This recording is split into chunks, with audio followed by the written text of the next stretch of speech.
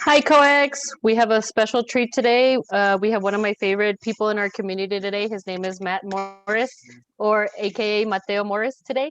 He will be touching a special subject very dear to our hearts. We're on this journey and we find ourselves a lot of the times that we find more women in this life journey of self-betterment,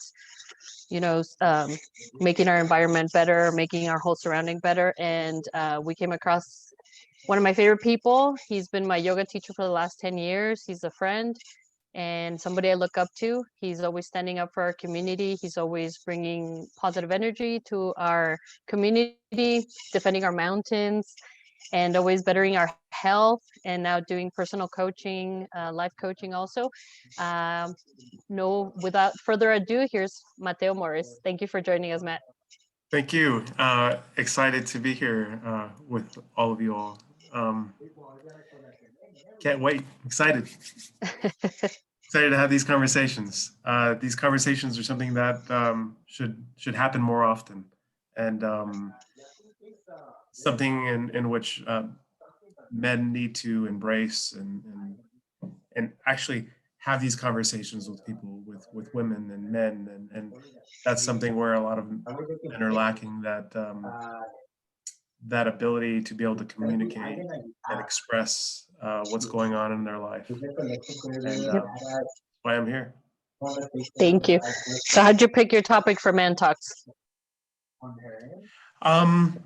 I think I've been on a really long journey, and I've explored a lot of different paths, from nutrition to fitness, spirituality, yoga, meditation, and I've studied different types of philosophies, and I've lived my life taking from different philosophies and just applying what works for me, and I still do a lot of that.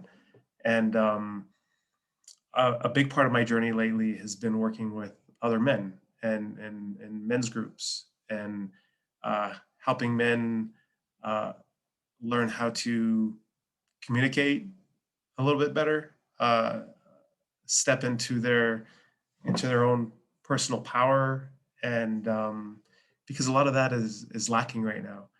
And I'm sure you all have noticed that women have been on fire lately, um, stepping into their power, and demanding better pay, and demanding respect, and this extends into not only their professional life but to their personal lives and relationships, friendships, whether it's looking for um, a partner or a job, and I think that because of the fact that women have been embracing this, that men have been feeling a little bit left behind, uh, and I think that that's I wish other people may do it.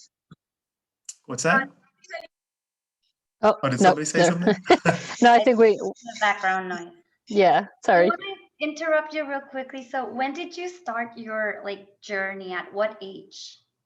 So Has this been something you have always felt throughout? I started more of my fitness journey about 2008, and I started. This all actually started because I was diagnosed with ulcerative colitis and later on Crohn's disease, and this happened when I was 25, and at that time I was diagnosed with moderate to severe Crohn's disease or ulcerative colitis, and then the diagnosis changed later to Crohn's, but at that age of 25, you know, the doctors basically said, well, you're gonna have to be on this medication the rest of your life. And if the disease persists, we're gonna have to perform surgery and start cutting out different parts of your intestine to cut out the infected parts and, bring everything back together. And I was really resistant to that because I was 25 years old and I was just like, this is not something that I want to have to deal with. And at that time, I was relatively healthy. I maintained a normal body weight and I exercised occasionally, but I was also a workaholic. And I was going through a lot of stress at that time. And the only thing, there was just nothing that we could figure out exactly why I was experiencing what I was experiencing. There was nothing in my family. There was nothing that I was doing out of the ordinary. And I had a really rough 5 years. From the 25 to 30, I had lost about 40 pounds. I was on medication, lots of medication and steroids. Uh, I went through a lot of anxiety and depression just because I was going to the restroom every single hour. Now, this disease, it's an inflammatory bowel disease, so it creates inflammation or ulcerations inside the intestines. So I'm unable to absorb the nutrients that I need, and I would eat, and my body would just shoot it right out. So I lost a lot of weight. I was losing a lot of blood, and I was basically just deteriorating.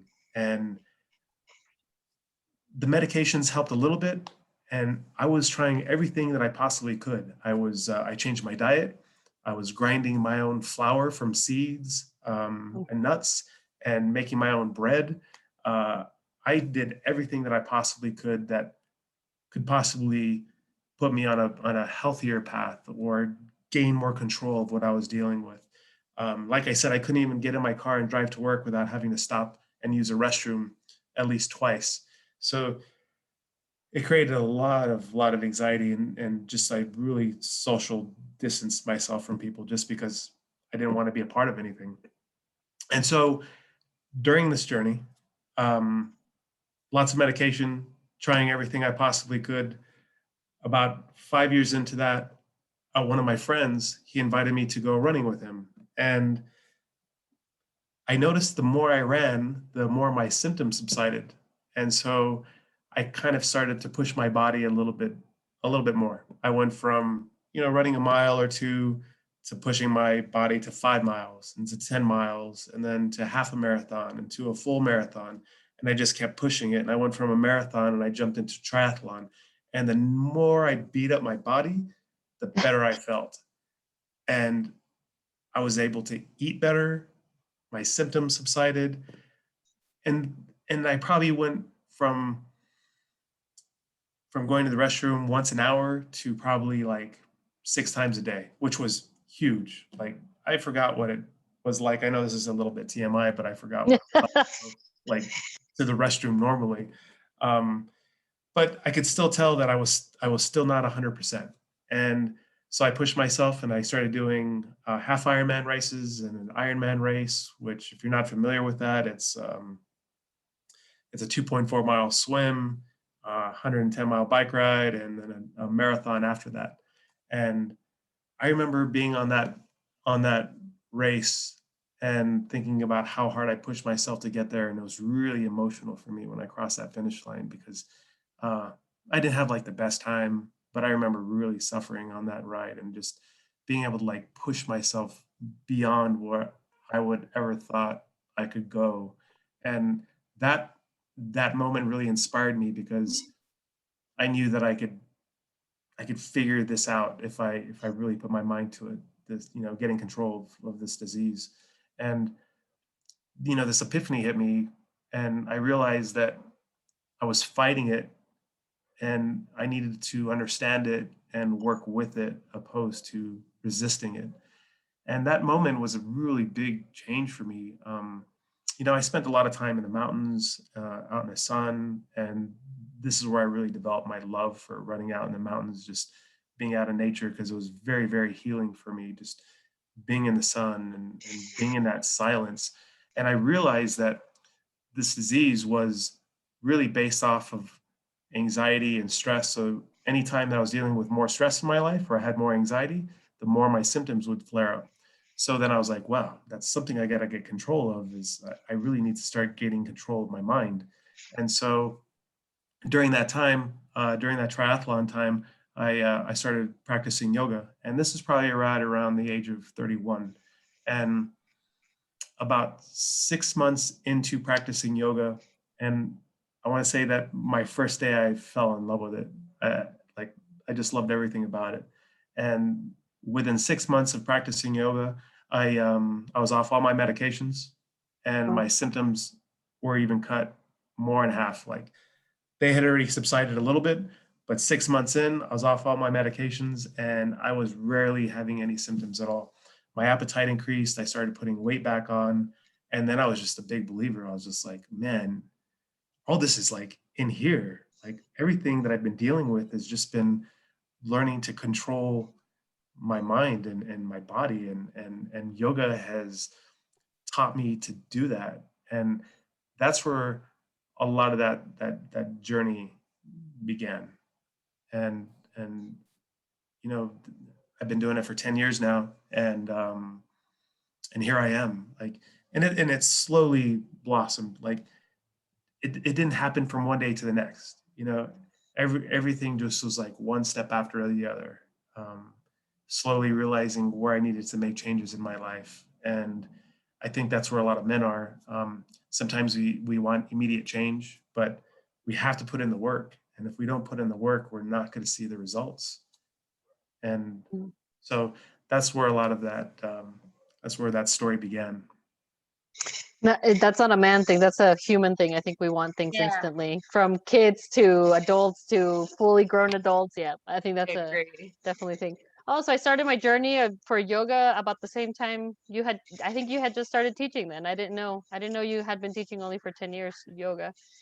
And you had. I've noticed even your yoga, the way you teach it, it's evolved as I've grown as a student of yours. I have definitely seen you grow a lot as a teacher in great ways, and incorporating different things and the breathing techniques. I know you've incorporated a lot of that in the music and the Yeah, drums. I really love I love incorporating breath work because I think breath work is so powerful. Even just taking a moment, 5 minutes can make the biggest change in your day. Just taking a step back and taking some deep breaths can really change your state of mind.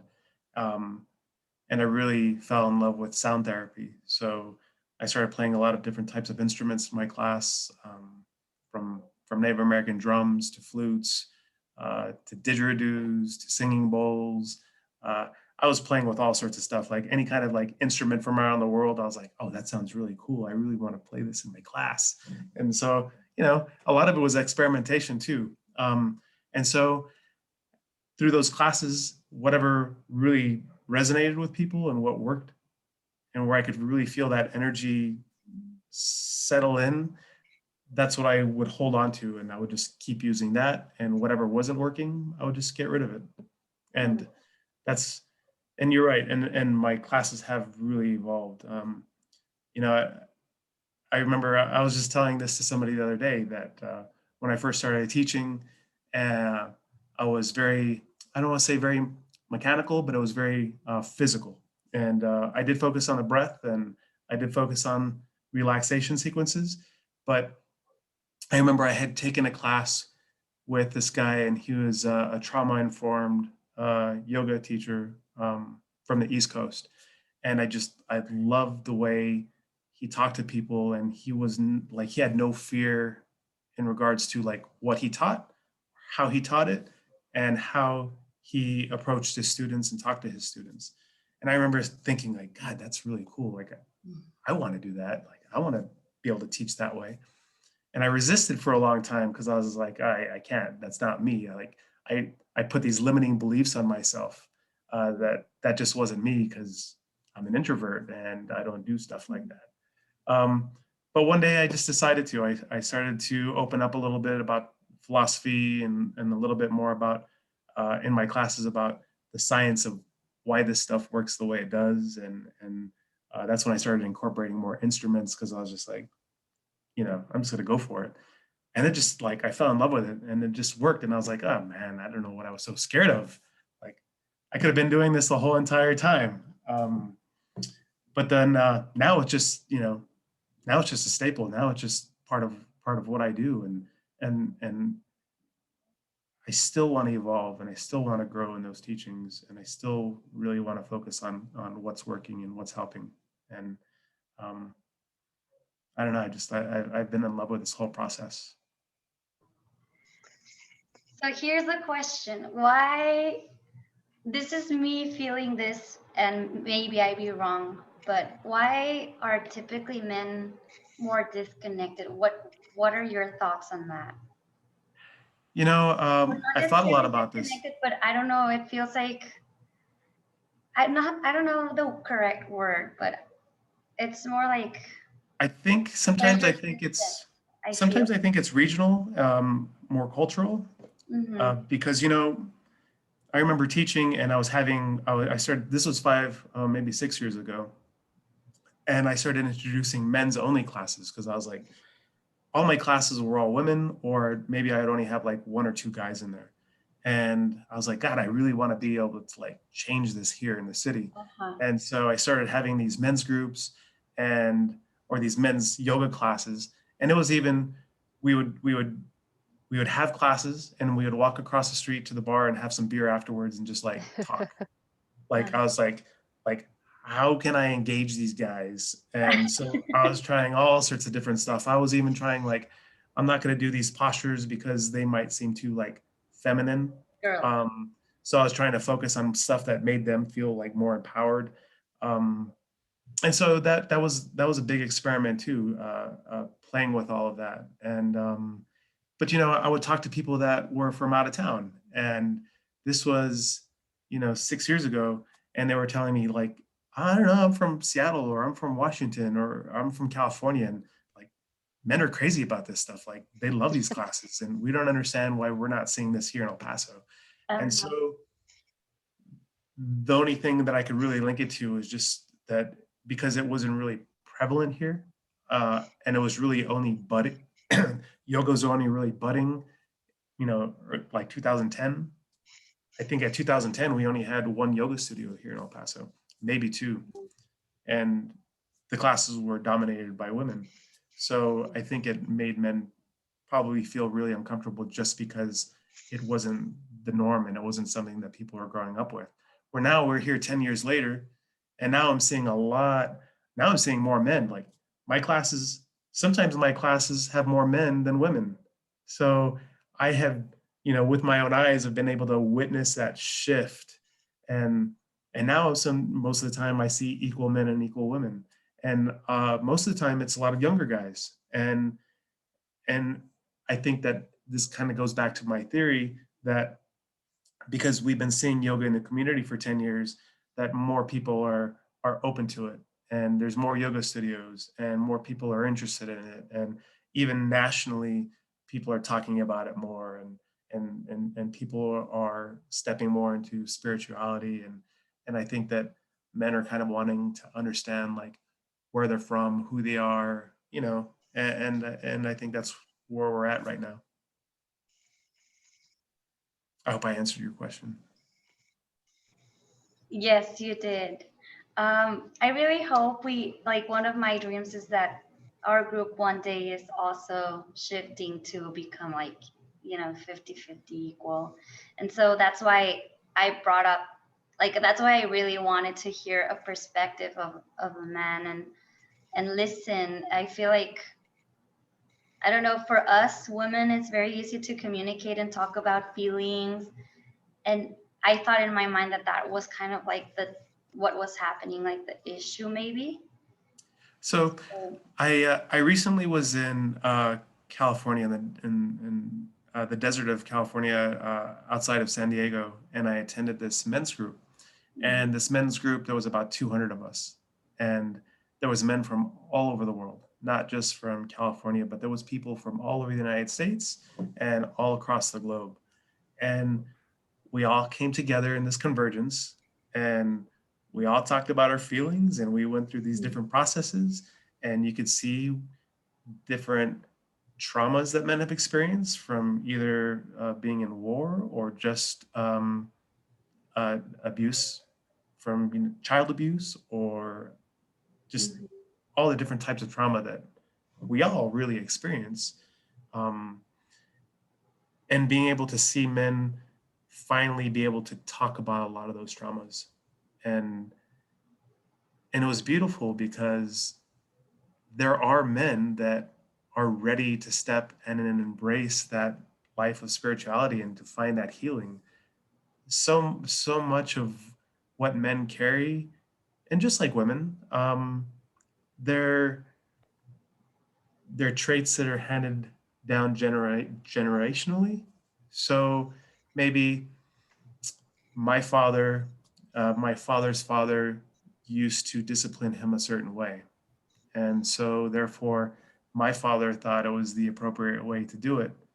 And now we might look at those things as abusive.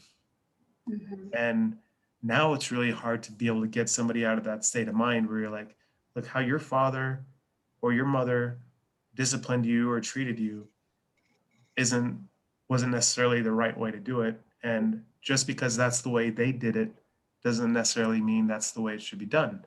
And it's up to you to recognize that and break that. And that can be really hard for people. That can be really hard for people to be able to to break that cycle. Mhm. And there's those small steps that sometimes it just starts with a conversation, and then it can start with we're planting the seeds and creating realization and creating awareness, and then maybe you're questioning, is this the way I should be doing it, or what are better ways that I can be approaching these different situations, whatever they were. Mm. And I think for men, that's where a lot of that is, and I experienced that as a man too, even as a child. Like, don't cry, or Mhm. I'm going to give you something to cry about. Well, Mm. why why wouldn't you let me express my emotions? Why wouldn't you let me express what I'm trying to express? Like, I'm crying because maybe as I was crying because I didn't know how to like communicate what I was experiencing in here. So maybe my father didn't know how to sit down and talk to me and like, hey, let's sit down and let's talk about this. Let's talk about what you're feeling, and let's work through it. Opposed to like, don't cry, go to your room and shut up. You know what I mean? And I know there's a lot of people that that's the way they live their life. And I think that communication is just so important, especially as children. We have to be able to like open that door for them, uh, especially for our young women and our young men. Yeah. Don't be afraid to be able to like tell me what's wrong. Like, let's talk about this. Let's learn to talk about our emotions. And I think that's something that a lot of us aren't really ever taught. We're not taught from a young age, how do we deal with anger? How do we deal with frustration? How do we deal with anxiety? How do we deal with abandonment or loneliness? All these things that we all deal with as children. We really don't know who to go to and who to look up to talk about these things. So most of the time, we retreat in, Yeah. and just retreating in and not being able to have that outlet, it creates a lot of problems. Yeah. Yeah. I right now that you were saying about just how moms and dads talk to their kids, I remember one of my mom's best friends was our neighbor in Juarez, and she had two boys, two older boys, and one girl.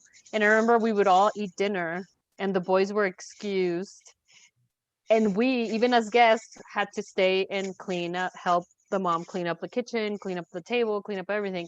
And me, I've never held my tongue. As a 6-year-old, I was like, how come they're not helping? And my mom's friend was like, oh, it's because they're boys, they're not supposed to help in the kitchen. And I was like, no, my dad helps at my house. What do you come bring that? And she remembers this. She's now, her mentality has changed, but she's like, this little 6-year-old girl was telling me, like, how come you're not telling your boys to clean? How come? And I'm like, they're gonna have to clean their house, they're gonna have to cook their meals, but like, and Yes. as a 6-year-old telling her this, and she just looked at me and she was like, I've never, they've never shown interest, and that's how she shoved me out. But I went home and I was like, Mom, I don't think it's fair, because we were three girls. My poor dad. It was my grandma, my mom, and us three girls, and so my dad was only surrounded by women. Lucky man. But so I never really saw that because I didn't have brothers, so I never saw that. But seeing that stuck with me for all these years, and I still tease my mom's friend like, why were you doing that to your boys? You know, you weren't even consciously giving them an opportunity to teach them all around everything, you know, including your daughter. Like, if she wants to go, I don't know, with her dad to go do some man things, or let her go fix the car, or let her go, you know, whatever she wants to do. And she just looked at me. She's like, you actually changed that thought system in my head, because it's like, this little girl, how come she's seeing this? And I've never questioned that. So I like that you said that we pass it to generation, and it's very Absolutely. prevalent in our Mexican culture, our Hispanic culture, our Latin culture. It's very, we see that a lot. The roles are, or back then they were really set in, and right now we're changing that, and we do see a lot of people are like, Yeah. no, this is it, and this is it, and You think about Go ahead. how easy like those ancestral patterns are to break. I mean, we can perceive them as being very hard, but really they're not that difficult to change. It's just a matter of actually taking the action to do it. And sure, it might not change from one day to the next, but slowly taking the steps to make those changes, that's the first step right there. Just one step, one foot in front of the other, you know, and slowly work through it and make those changes. Um, it's incredible how easy it can be. But just like you just stated, that she wasn't even aware.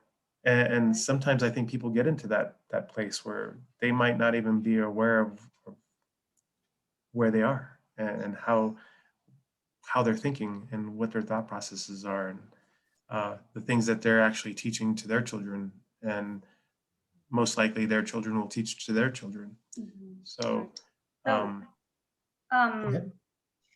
one thing that I have experienced at home with my parents is like me and my sisters are trying to become like more conscious and have a more conscious lifestyle. So one of the issues at home is waste, right? Or eating habits, or all kinds of different things. So there's a lot of arguments. And I find it easier to talk to my mom about, hey, mom, can we change this because there's so much pollution on the environment? As opposed to my dad, if you tell him that, he becomes very like, I don't know the word, but Resistant to change. change. Like we had an Defensive? argument last week, and he even yelled at me like, "Your generation, that you guys are so alone because you just don't want to follow rules, and you want to change me, and I'm not going to change." And so I don't feel that from my mom, but I do feel it from my dad. And one of my like thought process is like, why are you not open? Like, what's going on? And so it's been very hard for us to try to understand our parents, because in the end it's like, well, in my mind, why wouldn't you want to help if you know it's better for everyone at the end? So why are you resisting so much? And I know it has to do with past generations, but even communicating is really hard. Can It's you hard. imagine doing something for 40 or 50 years and this is the way you've always done it? And then trying and having somebody, you know, your challenge kid. you? Yeah, your kid. Yeah, no, I go through that all the time with my young daughters. They're always like, Dad, why this? And I'm like, oh my God. Like, yeah, yeah, yeah, exactly. And so I think that's part of it too. You're challenging your father to he's been doing something a certain way for a really long time, and this is what's worked for him. And now here you are, like, let's change this up a little bit. And I see it all the time, even with also a personal trainer, and when I take on new clients, especially like older clients, they're really resistant to a lot of changes, you know. And I see that with all generations, but I would say there's more resistance with the older generations. And that could be with anything. That could be technology. That could be just like, hey, you know, you can't have tortillas every single day, and you know. Yeah, that's one of them.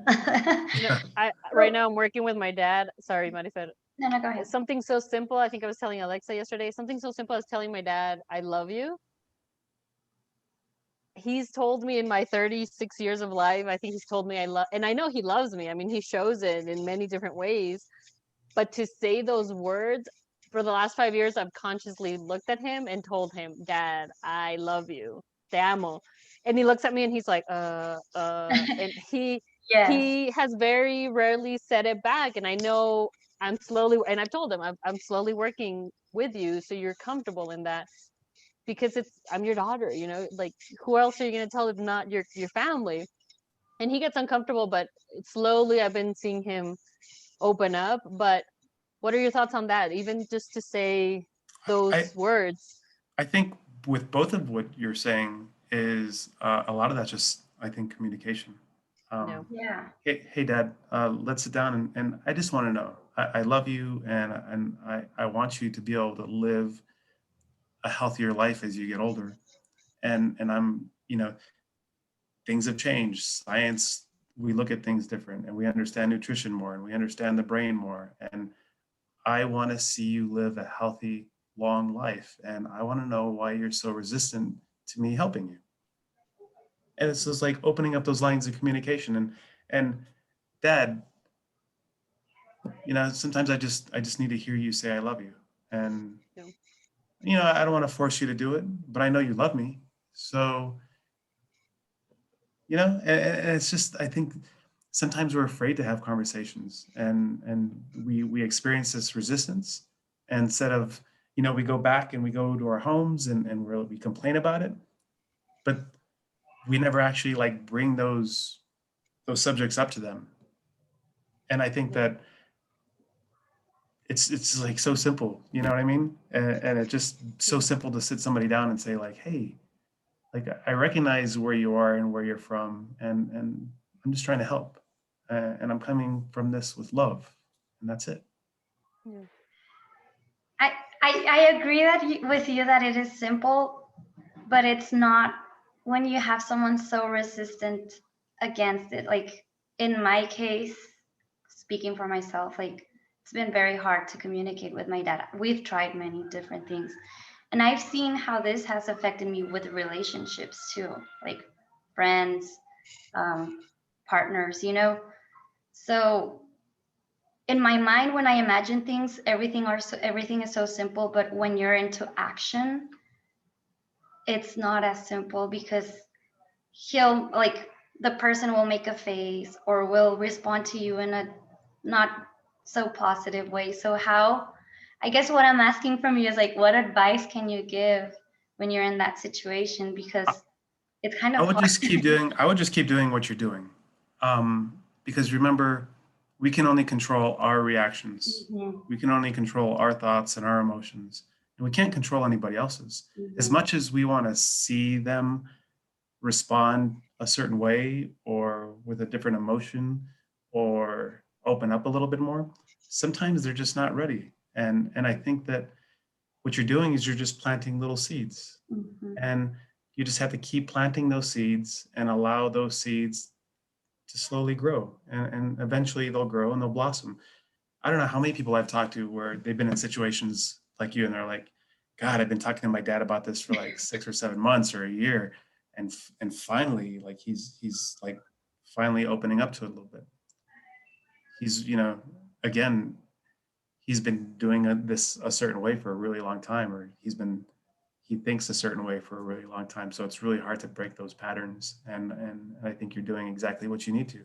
Just keep approaching it with love and don't get frustrated. And you know that he's going to resist, but just keep doing it with love. And that's it. As long as you're doing it from a space of love, what else can you do? mhm. Has this journey helped? Well, I know the answer. I'm sure the answer is going to say yes, but teaching your son and your daughters, has that relationship evolved a lot because of your journey, Yeah, including go to California and having that brotherhood? absolutely. Um, you know, because I've been able to witness how so many men treat women, and now I have, two young daughters. I don't want to see them ever experience that. So I'm always like, you need to be strong, and you can still be loving, but you can still be strong. And there's things that you don't have to put up with, and there's things that you need to be able to fight for. And I try to help them understand that the position that they're in and where women have come from, um, you know, from being told that they have to stay in the kitchen and cook and that's their job and that's what women do, to now women can do whatever they want. And we have a vice president that's a woman, and we have world leaders that are women. and I think that young girls need to be able to see that they can do whatever they want, and they don't have to put up with toxic relationships. And a lot of these toxic relationships, or what we can, I think what we perceive as being toxic, are misaligned behaviors. Yeah.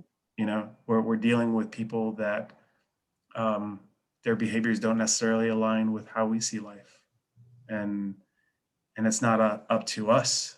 It's not up to you to change people. It's up to these people to recognize where they are in their life and make those changes. And you can either choose to keep them in your life, or you can choose to not allow them to be in your life. A lot of those times, those questions come up with, when is it time to let a relationship go?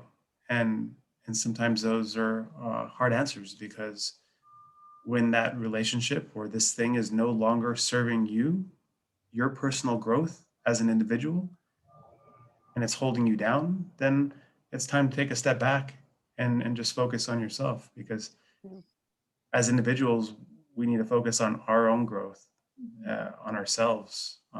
And because the more we can control our emotions, our reactions to things, I think the easier our life becomes. For sure. Funny, because I think we all have issues with our parents. Sure. Sure. The circle of life. But I think it's also like a lot of like the cultural portion of things, because I mean, we all come from Mexican parents, and they don't like to be told what to do, and change is always going to be a very vulnerable and very fiery conversation. I mean, unfortunately, I lost my dad to his illness, but I mean, I was in the same situation in which I was like, well, take care of yourself. Like, you need to eat healthier. And it was the same thing. Like, it was just like that resistance. Like, I don't want you to tell me what to do, but I do think it is very important for like this generations to understand that, like, just because you were thought to be this way and change, it's just something that scares every single human, not just men. But like knowing, having someone like you saying, hey, like, change is good, change can bring good things, and seeing someone that actually did it is going to be one of the changes in the world. And I'm glad that there's people like you that are starting to stand up to that change, and not just that, like getting there and like helping, because it is very hard to have those conversations, because I was there.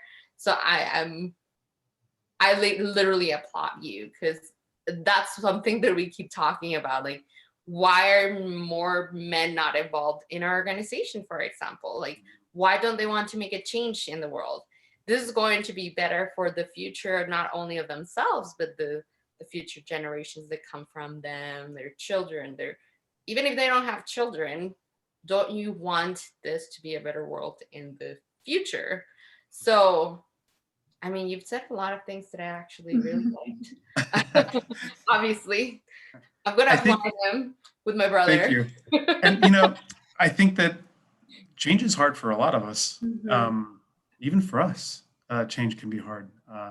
Yeah. Accepting new directions in life, but learning to be able to adapt to change, I think, is a skill. When new things come your way, you're like, you gotta just adapt. I can complain about this, but it's not going to do much. But what I need to do is I just need to adapt to this new situation. And this, I just actually wrote a social media post about this. A question in my men's group was presented, and the question was, what lesson did I learn in 2020 that I'm carrying with me into 2021, and a lesson that I'm growing from? And my answer was that since I had started personal training and teaching yoga and creating a new life for myself, a new career, I was flourishing. I was doing really, really well in business, and 2020 came, and for a lot of us, that just totally changed the way we live our life and the way we do things, and it killed a lot of businesses, and I felt that, and I went from flourishing and climbing and creating and having all these like dreams of like, I'm going to bring men's groups to El Paso and I'm going to do all this stuff, and I want to do my part to change the world.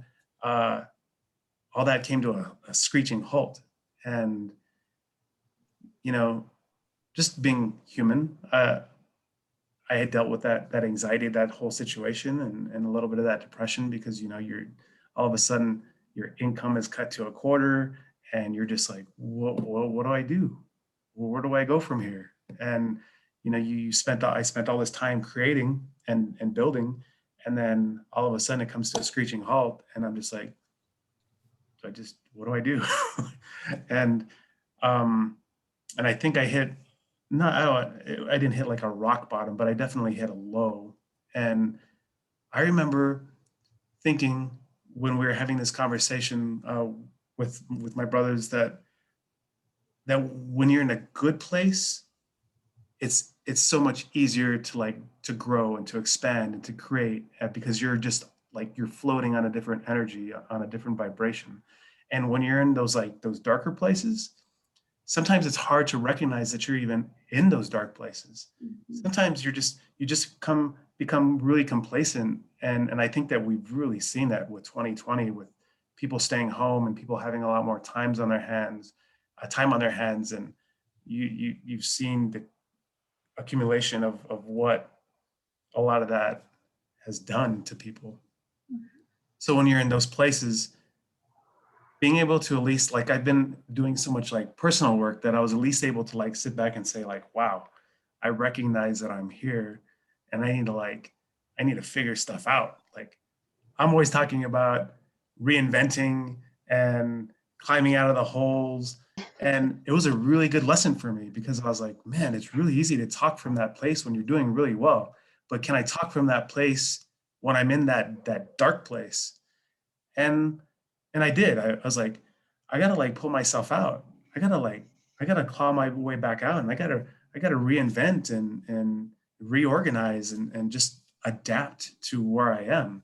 And I did. And I took on more projects, and I just, I changed my perspective about things, and I was able to like climb back out. But I know that not everybody has those same skills to be able to like identify where they are and be able to like pull themselves out of that. And I think that that's what we're dealing with a lot right now. Just, you want to see everybody have a healthy state of mind, and if you can't be there for yourself, if you can't, how are you going to be there for other people?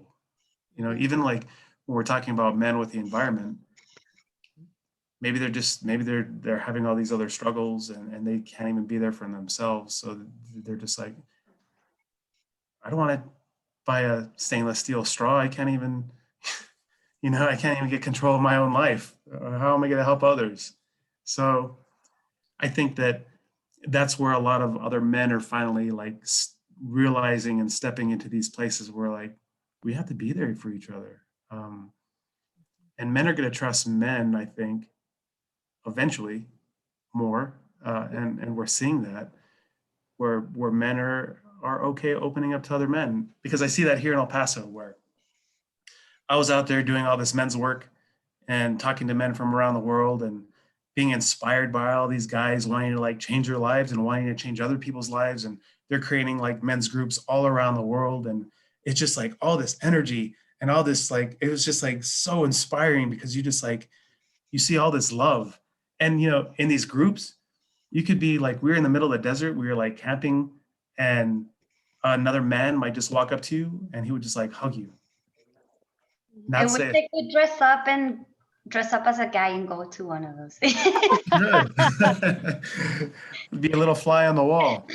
I think a lot of Go Go ahead. I'm ahead. sorry. I was No, just I gonna was just, say, go ahead. You go. I was just gonna say it's a lot of unlearning and feeling things. It's not really learning because it's already Sure. in us. I think it's like Definitely. unlearning everything, the Yeah. baggage. I was And put into these situations where like a guy would come up and hug me, and we would just be sitting there like hugging each other for like 5, 10 just minutes. a hug.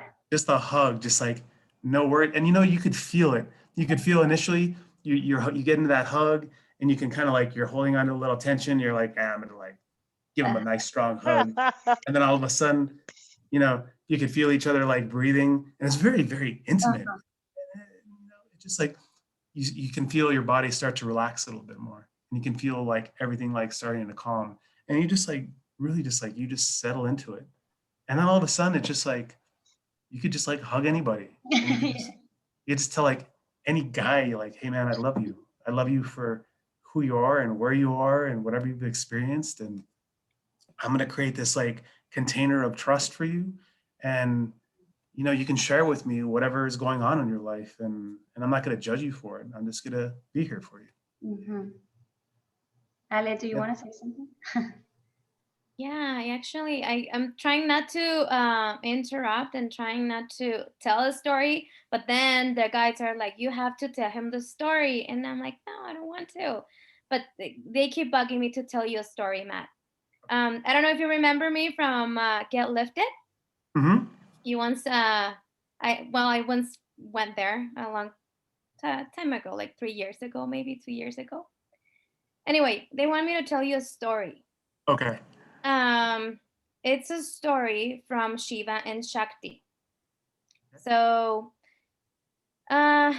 Shakti, when she came to the world, she was a human, right? And she was a princess.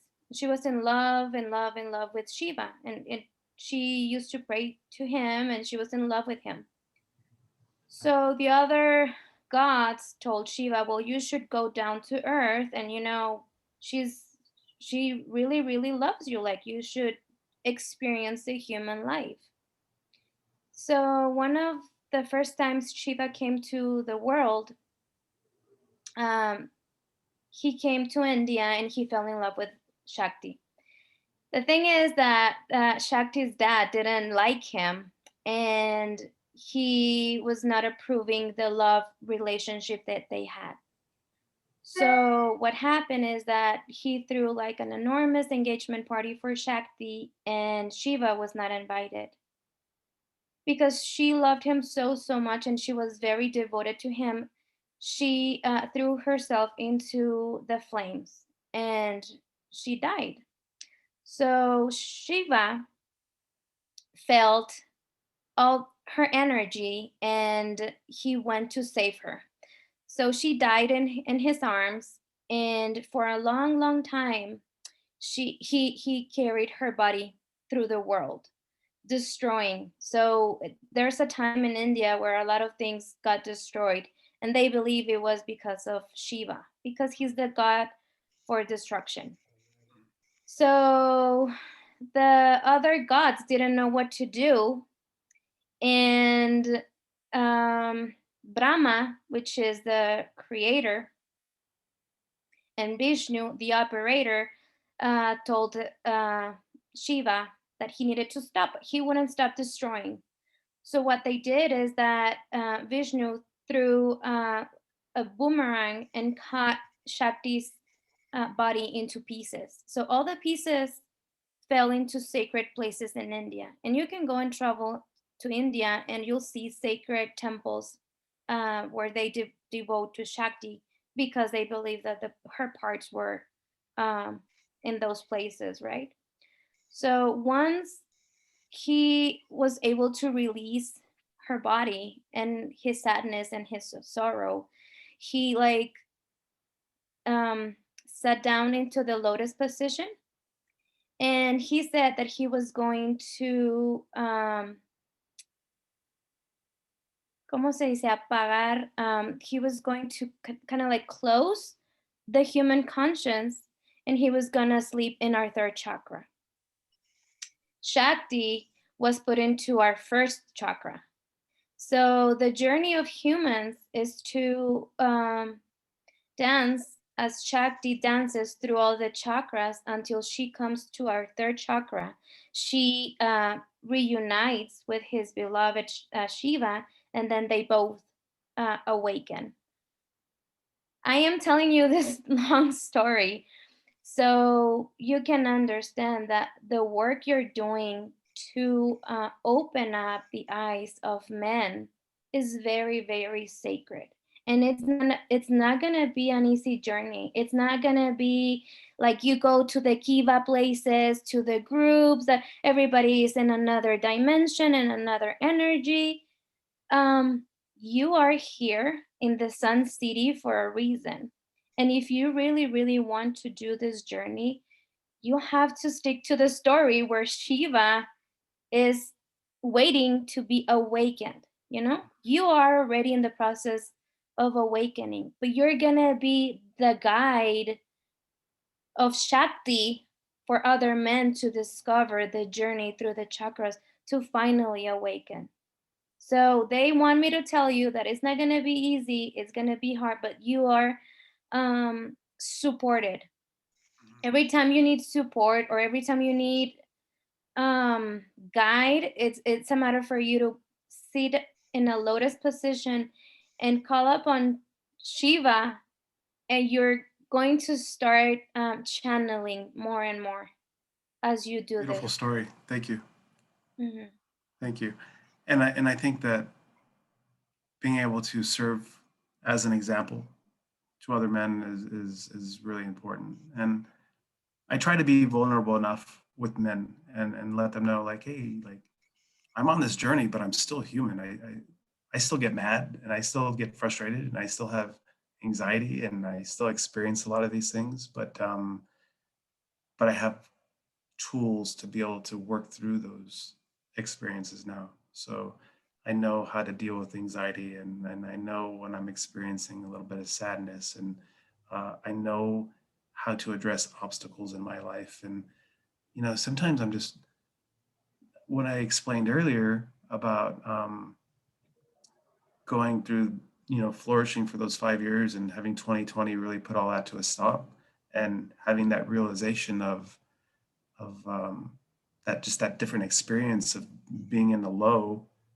Like, I'm really grateful for a lot of those experiences, and I'm even though, like, even though that disease like greatly affected my life, I'm very grateful for it, uh, because it catapulted to me to where I am. It thrusted me into a different direction, and I think that kind of speaks to change, because I think a lot of us, we won't change until we're really faced with a fire.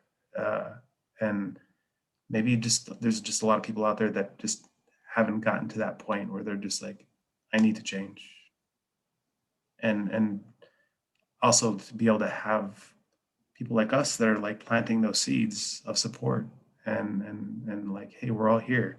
You know, I know there's a lot of women out there that are more on like the side of like, I'm not here to fix you and I'm not here to deal with you. Like, that's up to you. And I totally get that. Like, I get it. Like, you're not anybody's babysitter. You're not anybody's, you know, you're there to change your own personal life, and to make yourself flourish and live.